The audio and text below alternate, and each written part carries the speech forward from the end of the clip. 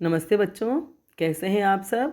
आज हम कक्षा 12 की अनिवार्य हिंदी की पाठ्य पुस्तक सृजन में से पद्य पाठ 2 सूरदास का अध्ययन करेंगे। इसमें भ्रमर गीत से कुछ पद संकलित किए गए हैं। तो सूरदास का परिचय पढ़ने से पहले भ्रमर गीत के बारे में हम थोड़ा सा जान लें कि भ्रमर गीत है क्या। भ्रमर गीत शब्द भ्रमर और गीत 2 शब्दों के मेल से बना है। भ्रमर 6 पैरों वाला एक कीट होता है जिसका रंग काला होता है और इसे भंवरा भी कहते हैं। गीत गाने का पर्याय है, तो भ्रमर गीत का शाब्दिक अर्थ हुआ भंवरे का गान या भ्रमर संबंधी गान या भ्रमर को लक्ष्य करके लिखा गया गान या गीत। तो यहाँ भ्रमर गीत से आशय हुआ, मतलब यहाँ जो भ्रमर गीत है उससे आशय है भ्रमर को लक्ष्य करके लिखा गया गान। सूर सागर जो है वो सूरदास जी का प्रधान और महत्वपूर्ण ग्रंथ है और भ्रमर गीत में सूरदास जी ने उन पदों को समाहित किया है जिसमें कृष्ण उद्धव को मथुरा से ब्रज भेजते हैं गोपियों के लिए संदेश लेकर। उद्धव ठहरे योग और ब्रह्म के ज्ञाता, निर्गुण के उपासक, उनका प्रेम से कोई लेना देना नहीं, उनका प्रेम से कोई मतलब नहीं। जब गोपियाँ उद्धव से कृष्ण के बारे में जानना चाहती है तो वे निराकार ब्रह्म और योग की बातें करने लगते हैं उद्धव, और उसी समय वहाँ एक भंवरा गुनगुन करते आ जाता है। तो उद्धव की बातों से हैरान परेशान और खींची हुई गोपियाँ उद्धव को ही काले भंवरे की उपमा दे देती है। मतलब काले भंवरे का जो रंग रूप और जो स्वभाव है उसका आरोप उद्धव पर ही कर देती है और तरह तरह से उनकी खिंचाई करती है कि अंत में उद्धव अपना ज्ञान भूलकर गोपियों के कृष्ण प्रेम के आगे ही सिर झुका देते हैं। तो ये लगभग 100 पदों का समूह है जो भ्रमर गीत या उद्धव संदेश कहलाता है। भ्रमर गीत जैसा सुंदर उपालंब काव्य और कहीं नहीं मिलता। इसमें गोपियों का अनन्य प्रेम, भक्ति, कृष्ण के प्रति निष्ठा और इनसे भी ज़्यादा उनकी वाक चातुरी, उनके तर्क वितर्क, उनके व्यंग्य बाण बहुत ही अद्भुत हैं। ठीक है, अब हम पढ़ते हैं उनका परिचय। तो उनका जन्म हुआ सन 1483 ईस्वी में सूरदास का, और उनकी मृत्यु हुई सन 1563 ईस्वी में। सूरदास का जन्म दिल्ली के निकट सीही नामक गांव में हुआ था। रुनकता के गऊ घाट पर उनकी भेंट महाप्रभु वल्लभाचार्य से हुई। ये रुनकता या तो पहले आगरा को ही रुनकता कहते थे या आगरा के पास कोई गांव है। उन्होंने सूरदास को वल्लभ संप्रदाय में दीक्षित किया तथा भागवत कथा सुनाई और इसके आधार पर ही कवि ने उच्च कोटि के साहित्य का सृजन किया। सूरदास ने ब्रज भाषा में श्री कृष्ण की लीलाओं का बहुत ही सुंदर चित्रण किया है। वे भक्ति, श्रृंगार और वात्सल्य के अनुपम कवि हैं। सूरदास जी की प्रमुख रचनाएं 3 मानी जाती है: सूर सागर, सूर सारावली और साहित्य लहरी। इनमें से भी सूर सागर जो है वो इनकी अक्षय कीर्ति का आधार ग्रंथ है। अक्षय कीर्ति मतलब उनका जो यश है, जो कीर्ति है, जो कभी खंडित नहीं हो सकती, उसका आधार यही ग्रंथ है। मतलब सूर सागर की वजह से ही उनको अपार यश प्राप्त हुआ है। सूरदास अष्टछाप के शीर्ष कवि हैं। अष्टछाप, अब यहाँ अष्टछाप के बारे में भी हम थोड़ा जान लें। ये जो अष्टछाप है वो श्री वल्लभाचार्य जी और उनके पुत्र श्री विट्ठलनाथ जी द्वारा स्थापित भक्तिकालीन 8 कवियों का एक समूह है जिन्होंने अपने पदों और कीर्तनों के माध्यम से भगवान श्री कृष्ण की विभिन्न लीलाओं का गुणगान किया। अष्टछाप की, तो ये अष्टछाप जो कवि हैं उसके अंतर्गत आचार्य वल्लभ के 4 शिष्य हैं और उनके पुत्र विट्ठलनाथ के भी 4 शिष्य हैं। ये सभी ब्रजभूमि के ही निवासी थे और श्रीनाथ जी के ही समक्ष गायन रचकर और उनका गायन करते थे। मतलब गीतों की रचना भी वही करते थे और गान करते थे, और इन्हीं गीतों के संग्रह को अष्टछाप कहते हैं। इनके प्रमुख जो कवि हैं उनके भी नाम बता दूं मैं: कुंभन दास, सूरदास, कृष्णदास, परमानंद दास, गोविंद स्वामी, छीत स्वामी, नंददास और चतुर्भुज दास। ठीक है, तो श्री कृष्ण के लोक रंजक रूप को काव्य का आधार बनाकर उन्होंने जयदेव और विद्यापति की ज्ञान परंपरा को आगे बढ़ाया। सूरदास जो अष्टछाप के कवि थे उन्होंने कृष्ण के लोक रंजक रूप, लोक रंजक माने लोक को खुश करने का, लोक के सभी कष्टों को उन्होंने दूर किया, सबके ही कष्टों को वे दूर करने में ही लगे रहे और उनके इसी रूप को काव्य का आधार बनाकर उन्होंने जयदेव और विद्यापति की जो गान परंपरा है उसे आगे बढ़ाया। सूरदास का काव्य हिंदी साहित्य की अमूल्य निधि है। उनके बारे में कहा गया है, सूर सूर तुलसी ससी उड़ुगण केशव दास, और अब के कवि खद्योत सम जह तह करत प्रकाश, कि सूर तो सूर्य के समान है, सूर को सूर्य की उपमा दी गई, और तुलसी को चंद्रमा की, और नक्षत्रों की कवि केशव दास को उड़ुगण मतलब नक्षत्रों की, और अब के कवि खद्योत सम जह तह करत प्रकाश, और बाकी जो कवि हैं अब के वो है सब तारों के समान जो जहाँ तहाँ प्रकाश करते रहते हैं। इस पाठ में सूर सागर के भ्रमर गीत से 6 पद लिए गए हैं। श्री कृष्ण ने विरह वेदना से व्यथित गोपियों को सांत्वना देने के लिए उद्धव को भेजा और उद्धव उन्हें निर्गुण ब्रह्म एवं योग का उपदेश देते हैं। तब भी वहाँ एक भंवरा आता है और गोपियाँ भ्रमर के बहाने उद्धव को जवाब देती है। उन्हें कड़वी ककड़ी के समान योग का उपदेश अरुचिकर लगता है। उनके लिए मिलन और विरह दोनों स्थितियों में श्री कृष्ण से लगाव लाभदायक है। मथुरा काजल की कोठरी के समान है। उनकी आंखें कृष्ण के दर्शन के लिए व्याकुल है और वे निर्गुण ब्रह्म के रूप, रंग, निवास, माता पिता आदि का ब्यौरा जानना चाहती है। कृष्ण की याद दिलाने वाले वन, उपवन, लता, वितान, यमुना आदि विरह काल में भीषण संतापदायक बन गए हैं, मतलब भीषण दुख देते हैं। ये जो है भ्रमर गीत की विषय वस्तु है। अब भ्रमर गीत से चयनित जो कुछ पद हैं उनका हम भावार्थ करते हैं। पढ़ती हूँ मैं पहला पद। हमारे हरि हारिल की लकड़ी, मन वच क्रम नंद नंदन सो, उर यह दृढ़ करी पकड़ी, जागत सोवत सपने सौतुख, कान कान झकरी, सुनत ही जोग लगत ऐसो अली, जो करुई ककरी, सोई व्याधि हमें ले आए, देखी सुनी न करी, यह तो सूर तिन्ह लय दीजे, जिनके मन चक्री। तो सूरदास का जो पद है वो यही है, हम गा सकते हैं, लय है उसमें। पहले शब्दार्थ देख लेते हैं। तो हरि मने कृष्ण और हारिल की लकड़ी, हारिल मने एक पक्षी है जो हरे रंग का ही होता है और वो हर समय अपने पंजों में एक लकड़ी को दबाए रहता है, या जिस टहनी पर वो बैठा रहता है उस टहनी को वो जकड़े रहता है और उसे छोड़ता ही नहीं है। मन वच क्रम मने मन, वचन और क्रम मने कर्म। नंद नंदन मने नंद के नंदन, नंद के पुत्र श्री कृष्ण। सो उर, उर मने हृदय, यह दृढ़ करी पकड़ी, दृढ़ता से पकड़ रखा है। जागत सोवत सपने सौतुख, जागत मने जागते हुए, सोते हुए, सपने में, सौतुख मने साक्षात या प्रत्यक्ष। कान कान जकरी, कान कान यहाँ पुनरुक्ति प्रकाश अलंकार भी है। जकरी मने कान से ही जकड़ा हुआ है, उनका हृदय जकड़ी हुई है। सुनत ही जोग लगत ऐसो अली, सुनत ही जोग लगत ऐसो अली, जो करुई ककरी, करुई ककड़ी मने कड़वी ककड़ी। सोई व्याधि, ऐसी व्याधि मने बीमारी या रोग, यह तो सूर तिन्हें ले दीजिए, जिनके मन चक्री, चक्री मने चक्कर खाने वाले, भ्रमित, अस्थिर या चंचल, और एक प्रकार का लट्टू या भौरा जो होता है जो चक्कर खाता रहता है, उसको हम घुमाते हैं तो वो घूमते ही रहता है, उसे तो चक्री का मतलब चक्कर या लट्टू। ठीक है, चलें आगे। अब इसका भावार्थ करते हैं हम। तो इस पद में सूरदास द्वारा रचित जो ये पद है, भ्रमर गीत का पद है, इसमें उद्धव के द्वारा ज्ञान योग का संदेश देने के लिए उद्धव को भेजा गया, मतलब कृष्ण के द्वारा।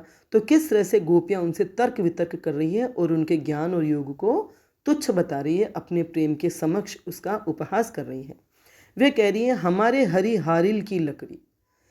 उद्धव उन्हें संदेश दे रहे हैं कृष्ण प्रेम को भूल करके निर्गुण को अपनाने का, ज्ञान को अपनाने का, योग को अपनाने का। तो गोपियाँ ये जवाब देती है कि हमारे हरि हारिल की लकड़ी, हमारे हरि जो हमारे कृष्ण है वह तो हारिल की लकड़ी के समान है।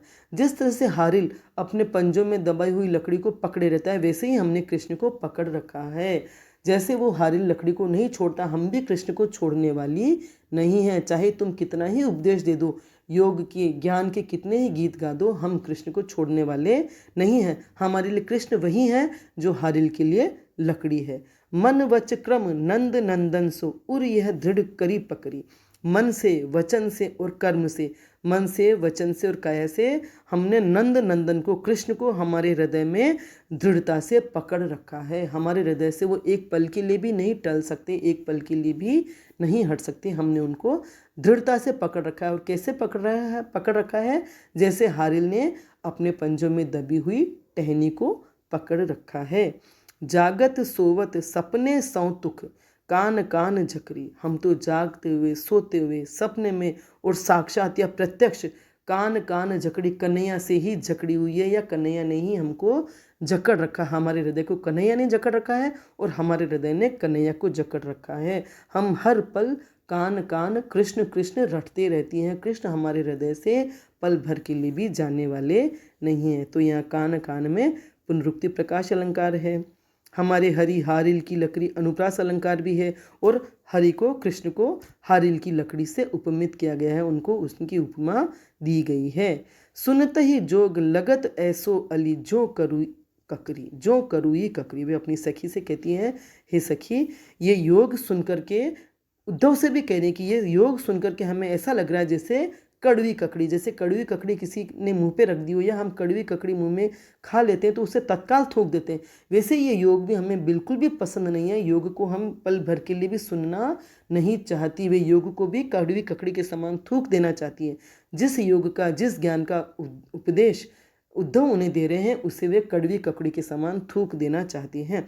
तो उसे भी वो योग को कड़वी ककड़ी के समान बता रही हैं। सोई व्याधि हमें ले आए, देखी सुनी न करी। वे करिए कैसी बीमारी है जो तुम हमारे लिए लेके आ गए हो, जिसके बारे में हमने कभी कोई देखा नहीं, कभी सुना नहीं, कभी किसी को करते हुए नहीं देखा। ऐसा कैसा रोग है, ये कैसी बीमारी है योग की जो तुम हमारे लिए लेके आ गए हो। यह तो सूर तिन्हें ले दीजिए जिनके मन चक्री। तो सूरदास अंत में कह रहे हैं गोपियों के माध्यम से कि गोपियाँ उद्धव को कह रही हैं कि ये तो तुम उन्हें ले जाकर दो, ये योग का उपदेश। अगर तुम्हें इतना ही शौक है योग का ज्ञान देने का या योग का उपदेश देने का, तो उनको जाकर दो जिनके मन में चक्री है, या जिनके मन चक्री के तरह अस्थिर है, चंचल है, चक्कर खाते रहते हैं। किसी एक का होकर जिनका मन नहीं रहता, उनको जाकर इसका उपदेश दो। क्योंकि हमारा मन तो कृष्ण में रमा हुआ है, कृष्ण से जकड़ा हुआ है, कृष्ण को हमने दृढ़ता से पकड़ रखा है और हारिल की लकड़ी के समान हम उन्हें छोड़ने वाले नहीं हैं। जबकि तुम्हारा उपदेश हमारे लिए कड़वी ककड़ी के समान है, इसे हम एक पल के लिए भी पसंद नहीं करते। तो वे जैसे थक हार के कहती हैं कि सोई व्याधि, ये कैसी बीमारी तुम हमारे लिए लेके आ गए हो जिसके बारे में हमने कुछ देखा नहीं, कुछ सुना नहीं। तो इससे से वे योग के सामने योग का मजाक बना रही हैं, उपहास करते हुए अपने प्रेम की, अपने कृष्ण के प्रति जो अनन्य प्रेम है उसको वे व्यक्त कर रही हैं। तो यहाँ हारिल की लकड़ी और करुई ककड़ी से उनकी योग की उपमा, हारिल की लकड़ी से तो कृष्ण की उपमा दी गई है और योग के लिए कड़वी ककड़ी की उपमा दी गई है। ठीक है। तो अनुप्रास अलंकार है, उपमा अलंकार है, पुनरुक्ति प्रकाश अलंकार है और ब्रज भाषा का बहुत ही मधुर और सुंदर प्रयोग हुआ है। पद ज्ञेय हैं और वियोग श्रृंगार का भी चित्रण है इसमें, क्योंकि गोपियाँ कृष्ण के विरह में व्यथित हैं और वे कृष्ण का संदेश जानना चाहती है उद्धव से, लेकिन उद्धव आकर उनको योग और ज्ञान का उपदेश दे रहा है। तो वे अपने विरह से व्याकुल होकर उस पर चिढ़ रही हैं और तर्क कर रही हैं, व्यंग्य कर रही हैं। ठीक है, समझ में आ गया। तो माधुर्य गुण है और वियोग श्रृंगार भी यहाँ है। ठीक है, आगे चलें। दूसरा पद पढ़ते हैं हम तो दुहु भांति फल पायो, जो ब्रजनाथ मिले तो नीको, नातरु जग जस गायो। कहवे गोकुल की गोपी सब, बननहीन लघु जाति। कहवे कमला के स्वामी संग, मिली बैठी इक पाती। निगम ध्यान मुनि ज्ञान अगोचर, ते भय घोष निवासी। ता ऊपर अब सांच कहाँ धो, मुक्ति कौन की दासी। जोग कथा पा लागो उधो, ना कहूँ बारंबार। सूर श्याम तजी और भजे जो, ताकि जननी छार। शब्दार्थ देख लेते हैं पहले।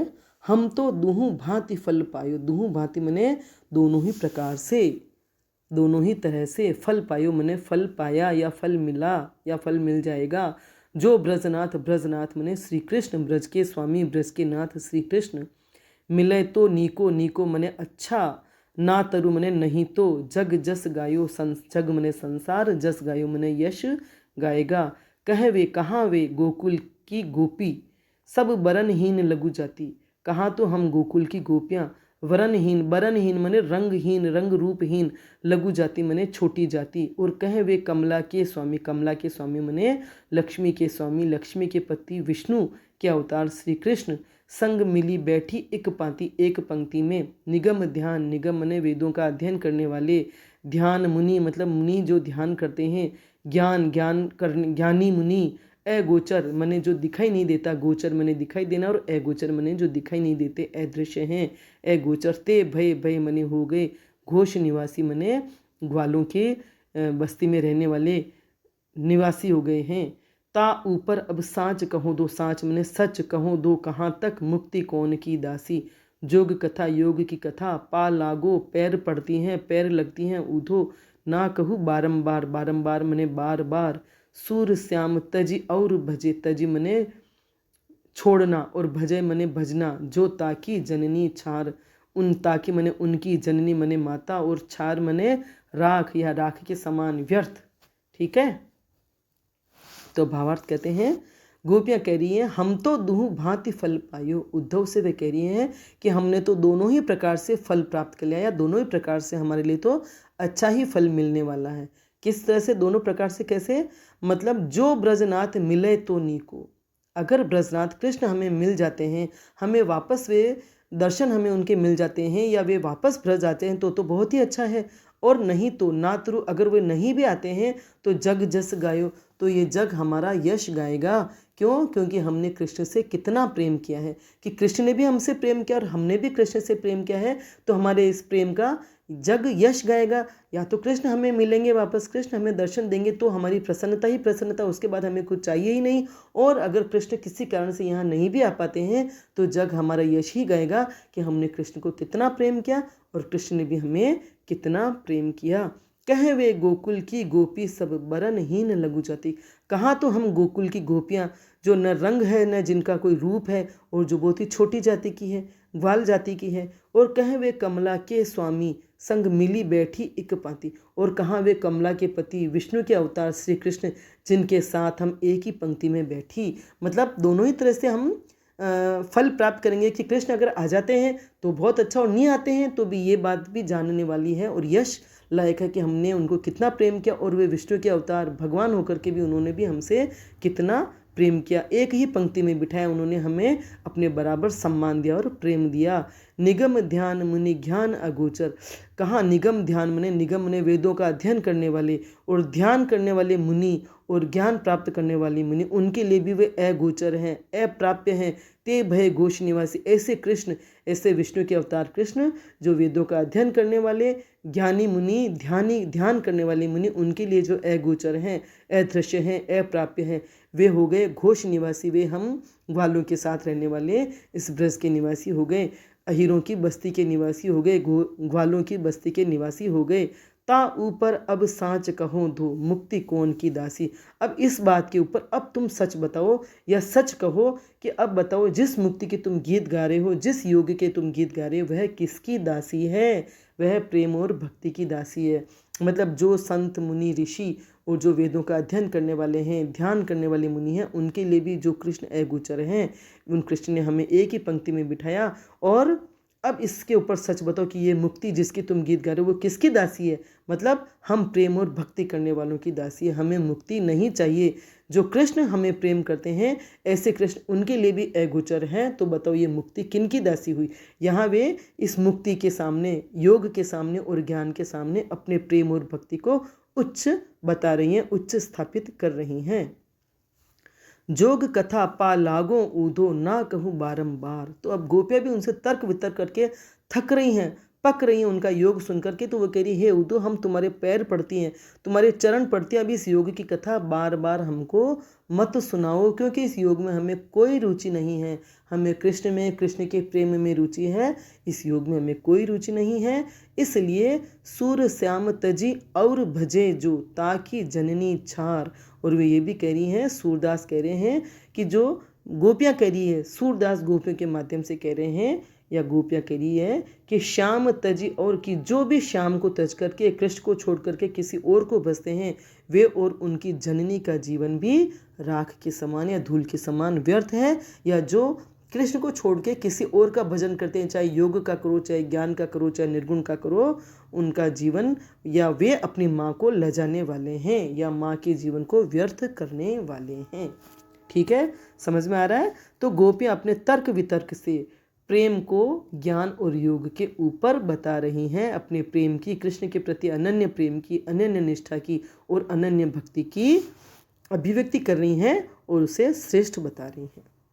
इस पद में भी साहित्यिक ब्रज भाषा का प्रयोग हुआ है, लाक्षणिक ब्रज भाषा, अनुप्रास अलंकार है, माधुर्य गुण है और वियोग श्रृंगार की भी अभिव्यक्ति हुई है और वे ज्ञान और योग के ऊपर अपने प्रेम और कृष्ण के प्रति अनन्य निष्ठा की स्थापना कर रही है। ठीक है, तो यहाँ पे भी उनकी वाक चातुरी और उनकी तर्क करने की क्षमता का हम बहुत ही अच्छे से देख सकते हैं। मतलब उनकी तर्क करने की क्षमता, व्यंग्य करने की क्षमता भी दर्शनीय है। ठीक है, आ गया समझ में। आज इतना ही, बहुत बहुत धन्यवाद। आपको ये वीडियो पसंद आया हो तो इसे लाइक करें और अपने फ्रेंड्स के साथ शेयर करें और सब्सक्राइब भी करें और बेल आइकन को टच करें ताकि मैं जो भी वीडियो आगे बनाऊंगी, जो भी मैं पढ़ाऊंगी, उसकी सूचना भी आपको मिल जाएगी। ठीक है, धन्यवाद।